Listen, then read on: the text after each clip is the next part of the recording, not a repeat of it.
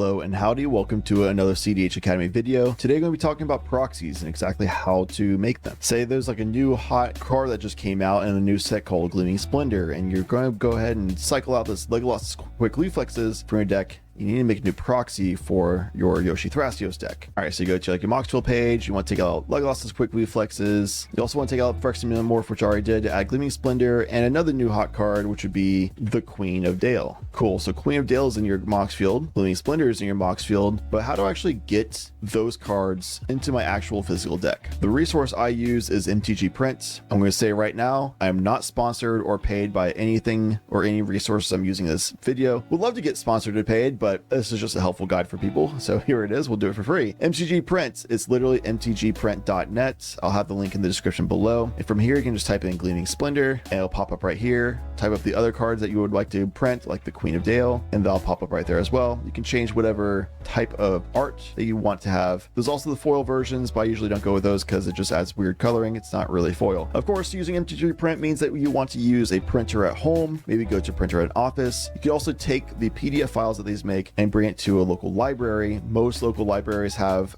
access, so you actually print out paper from there. You can also take it to a like FedEx, Kinko's, or something like that to be able to print out from there as well. Especially for new mechanics, I typically go with the options that explain what the new mechanic is, which would be recruits. In case I forget later, even though I like the other art better, I'll go with the one that lets me mechanically play the game correctly. We'll also use an example of like the Wandering Archaic. It's actually just Wandering Archaic, of course. And like I said before, you can change and pick whichever version you'd like to have. I'll just go with the extended art. So we go to hit print, which will be at the bottom of your screen. Okay, ahead just a little bit so you can see it. Once you go and hit print at the bottom of your screen here, clicking that, now you have all the options that you want to have up. It'll take a moment. It'll download the PDF file, which for most browsers, it should be able to pop up on the top right. If not, from there, it'll show up in your downloads folder in your computer. Okay, so once you bring up the PDF file, as you can see here, it layers it by a 3x3, 9 cards per page. And I use the Wandering Archaic as an example for a card that is reversible. So you require having both sides of the card to actually be a thing, even though the backside of Wandering Archaic is literally useless, and CDH at least still is the example I chose because I need to print out another Wandering Archaic. So we have the 2 new cards that we want to put in the deck, as well as a Wandering Archaic that we would want to put in another deck at the time. From here with the PDF file, you just go to print the paper printout, and just a regular paper is totally fine. You do not need to do a like construction paper or anything like that. Just regular old paper, as thin it is totally fine, and I'll explain in just a moment. Also, for page size, just make sure you have the scaling fit to paper. You don't want to do something that shrinks to the size of the images. MTG Print provides you the correct size by default. It should register that way. If it does still print too big or too small, just adjust the size. You'll have to figure it out yourself if that's the case, but almost always it'll be fine as just the default or fit to paper option. Okay, great. So we have the proxied cards now printed up on paper. As you can see, it's just regular old paper. Take your handy dandy scissors, or if you have like a paper cutter or something like that, that'd be great, but I'm not that fancy. Okay, so I just cut out all of the proxies, Gleaming Splendor, Queen of Dale, and both pieces for Wandering Archaic. I'll put Wandering Archaic off to the side for now. Gleaming Splendor and Queen of Dale, all you need to do is take some kind of actual card stock. I like to use these extras from past sets that are basically unusable or bad versions of proxies, basically. You can also use some kind of cheap bulk card you might have that might cost like 5 cents or less or something. I genuinely don't know the price of this card in particular, but this is just an example of something that you don't really see played basically ever, and it's just those bulk extra cards and packs that you basically never use. You have tons of versions of it, extra copies of it. What am I going to do with it? Well, these can now be backers for these printout proxies of cards I actually want to use, especially those cards being so freaking expensive, especially in CDH level. You do not have the money for that. This is a very cheap method of doing it because the cost for paper and ink is really cheap. Honestly, the cost for a laser printer is cheaper than one deck of Commander, even on a casual level, and that money pays itself off very quickly once you make a few decks of proxied out cards. Another thing you can do is using standardized playing cards, like this is the 9 of Hearts. Obviously, I have these Constellation Cool ones because I don't have any standard ones on hand, but they are the same size as a regular Magic the Gathering card. As you can tell, you don't always see the edges or anything on either way of doing this, so they'll fit in the double sleeves just the same. Because we'll be wanting to use these inner sleeves, so it fits just fine. These are a lot cheaper to buy than bulk cards. The price per card on the standard playing cards are going to be cheaper than your average price per card for bulk, especially if you're trying to buy packs to get bulk. No way. You'd rather buy bundles. You can buy bundles of these on Amazon or whatever. Standard, regular old playing cards. I have this, but slightly smaller because Cardinal's weird, so maybe don't buy Cardinal as a brand. But regular playing cards should be fine, like Bicycle, for example, being the big one, or similar brands and regular sizing. It's something that I'll be doing once I eventually run out of these plain basic backers and I run out of bulk cards that I don't care about, which might not ever happen, but here we are. So you want to take the inner sleeve, clear inner sleeves. You can also buy on Amazon very cheap for a big bundle of them. I'll leave the link for all the products I personally buy in the description below, so you can see how cheap getting a whole 100 card deck for Commander actually is if you do all proxy based. Sleeve that inner card, the full actual cardstock card, and then slice one of these bad boys in with it. I like to go upside down for the inner sleeve and then going right side up from there. That way it makes it a little bit more secure once I go into the actual full sleeve. Slot it right in. There we have it, Gleaming Splendor. The back of it is because it's that proxy card, or the filler card I should say, that I used. So really it's just that paper slip in. Now you just take your regular sleeve for your deck and slot it right in. It's upside down, totally cool. Anyway, slot it right in.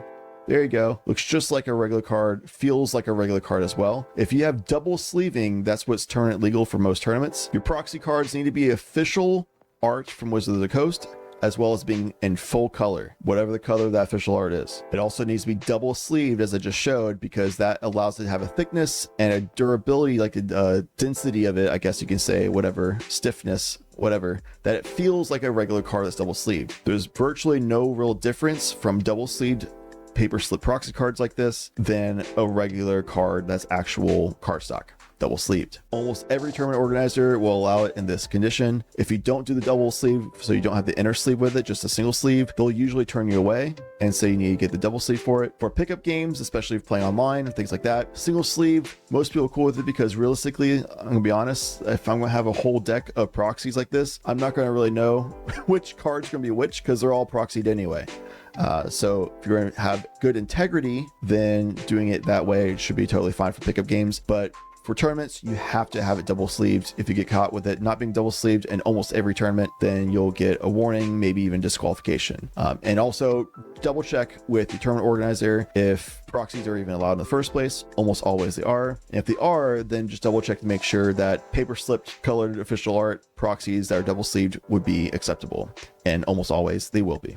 All right, and then for Wonder Archaic, slipping in this cardstock backer, Wonder Archaic going in the front for the actual creature side, and then for the back side, you just do the other side slopping in, slide them in together, easy peasy. So even though you have an MDFC reversible side, double-sided card, it will feel just like a real card. Putting that into the sleeve as well, it will look and feel just like everything else, just like the other two proxies. Very straightforward, very simple process. So that's me replacing my Legolas's Quick Reflexes for a Gleaming Splendor. Was this the right swap for Yoshi Thrasios? I don't know. Let me know in the comments below, I guess. But yeah, this is a very quick and easy method to do all this. It took me less than 15 minutes, even with narration, to do the entirety of this process. And you can probably get an entire deck printed up, cut out, proxied, sleeved, set up just like that in less than 2 hours, with saving a buttload of money on that deck. So just spend an evening, night, or a weekend afternoon or something, get yourself a brand new deck, easy peasy. Again, laser printer these days are pretty cheap. I got an HP one and it cost me less than a commander deck typically would cost somebody, even like a casual level. It was less than $100, that's for sure. People say a $100 commander deck is like a budget deck. So it was cheaper than a budget deck for me. The cost of paper and ink is also very cheap.